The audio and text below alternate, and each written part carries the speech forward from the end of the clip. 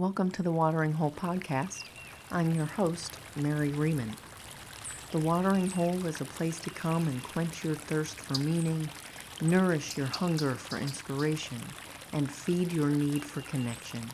Featuring inspirational talks, curious conversations, mystical meditations, and other artistic expressions exploring themes on life, spirituality, nature, mystery, and so much more.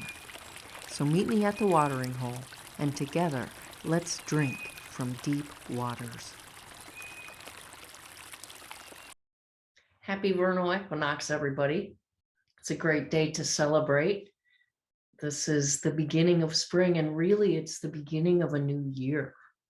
If you follow the wheel of the year, or even just sort of align yourselves with nature's ways and her seasons, it's evident that spring is the beginning. It's new beginning, rebirth, regeneration, and we see it all around us, life coming alive again. So I wanted to take a moment today just to honor this moment and really mark it with a consciousness in my own body, recognizing that as the seasons change, I change too. And so it's a good time for all of us really to honor the fact that we are changing beings, that life around us is changing. That's evident more and more every day, that we are surrounded by uncertainty. But that comes with change, right? It's part of change. It's part of not knowing, but there can be excitement there because it means that the future is not yet determined. And yet we begin to determine the future by the way we live today, by the intentions we hold in our heart, and not just the intentions, but by the way we actually embody those intentions, by the way we become or are the essence of who we are, which is stardust, which is joy, which is love. So vernal equinox calls us to come back to ourselves in a new way and to trust that life is unfolding in us just as it unfolds around us. And we can trust the process. It's not something that we have to force. In fact, if we can sort of relax into it and breathe with it and be more at ease, then more of who we truly are comes to the fore, blossoms, brings beauty to life. And that's really what the spiritual journey is all about. It's about walking this hero's journey and being wholly who we are, discovering wholly who we are by coming up against our limits, by surprising ourselves and seeing that we ourselves can break into new form, can break into new ways of being, can even break into new ways of thinking, and so become new ourselves. So as I reflect on this vernal equinox, I feel the call really to be devoted to that dynamic process that is life, that is the great mystery. And so I've been thinking about what it might mean to be a devotee of mystery. What would it look like to be a devotee of mystery? What does it take to become her disciple? And remember, the word disciple means student, to study, to learn. Her lessons are not given in safe harbor nor meant to provide security. The entrance to her school is revealed to those who befriend death and savor life and remain innocent in knowing nothing.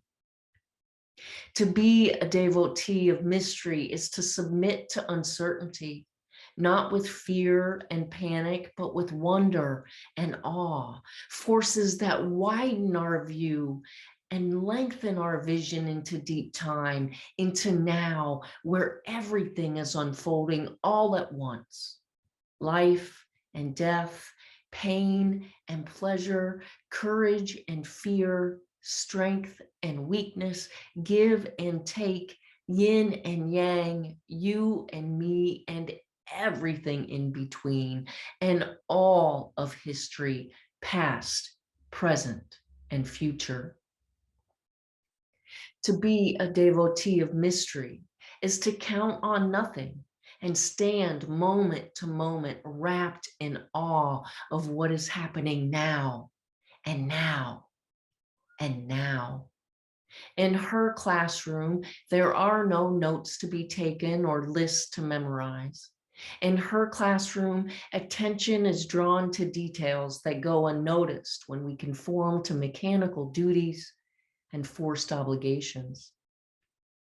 Her classroom consists of watching bees get drunk on pollen and joining the grass that bows to soil and sinking into the smells of the seasons, while watching birth move into life and life into death, and discovering there the alchemy of love that brings forth endless creations and infinite worlds through this jagged and jarring process of endless surprise.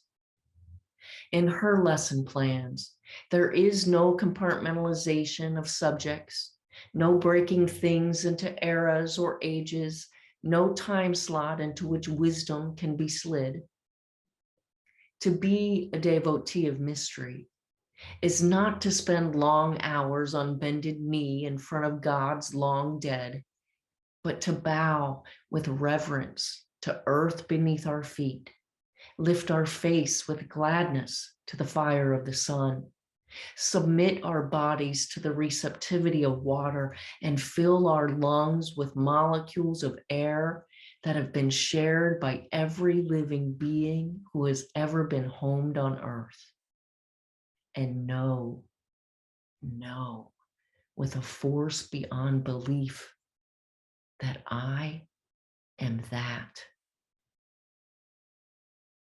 I am not part of nature. I am not in or going out to nature. I am nature, and the elements and forces responsible for all I know, seen and unseen, are also responsible for me. To be a devotee of mystery is to go with the flow according to the rhythm of life that doesn't move from 8 to 5 or from Monday to Sunday, but from moment to moment, over millennia, through shapes and shifts, moving in patterns of beauty, infiltrating every detail. In the school of mystery, unlearning is the key to seeing, and letting go the key to being. To be a devotee of mystery is to be undone eternally.